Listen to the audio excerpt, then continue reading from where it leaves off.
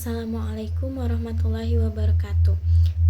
Perkenalkan, nama saya Regina Putri Wardana dengan NIM 12320201899 dari kelas PAI 5E.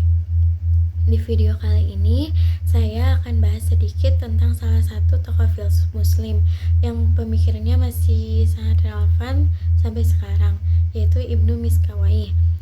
Beliau dikenal sebagai Bapak Etika Islam dan juga seorang cendekiawan besar dari abad ke-11.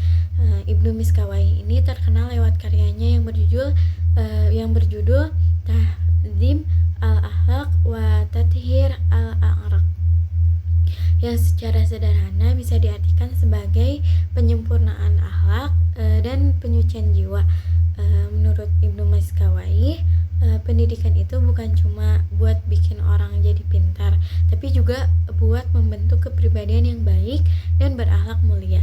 Tujuan akhirnya adalah al-sa'adah atau kebahagiaan sejati, bukan kebahagiaan duniawi semata, tapi kebahagiaan yang lahir dari jiwa yang bersih dan beradab.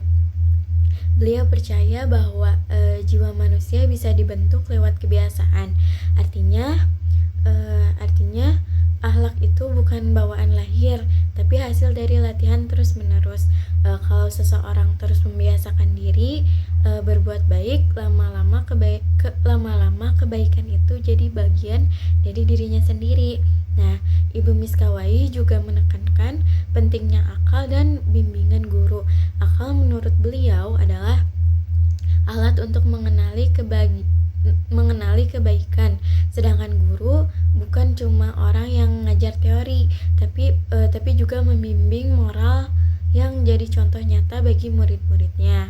Jadi pendidikan yang ideal menurut Ibnu Miskawayh itu adalah pendidikan yang menyentuh akal dan jiwa sekaligus, yang menumbuhkan ilmu tapi juga membentuk akhlak.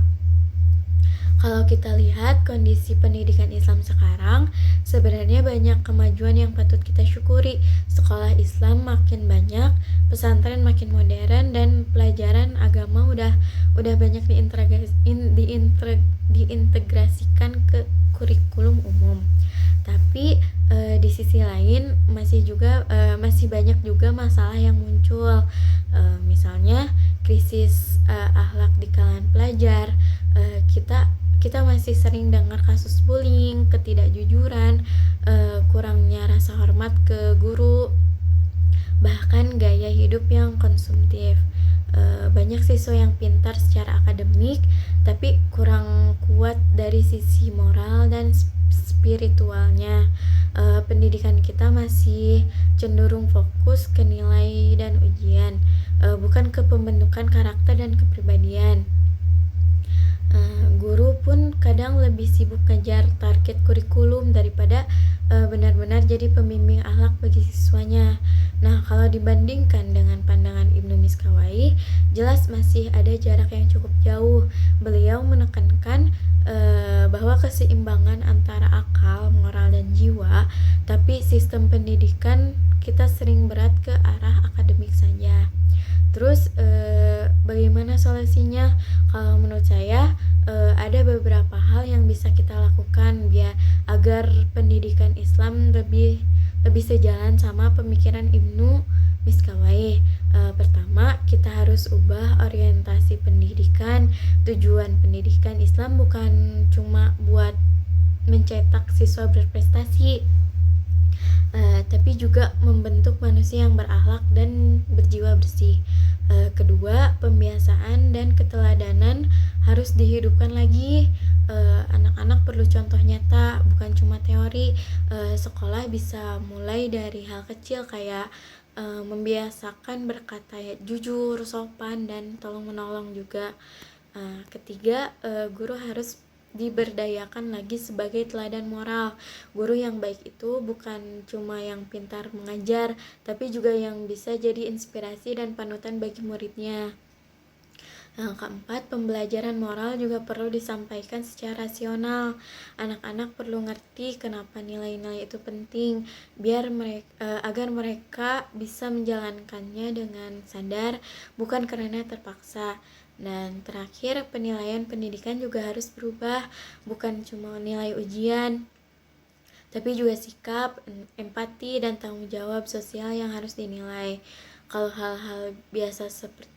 hal-hal ini bisa diterapkan, pendidikan Islam bisa kembali dengan ke esensi aslinya.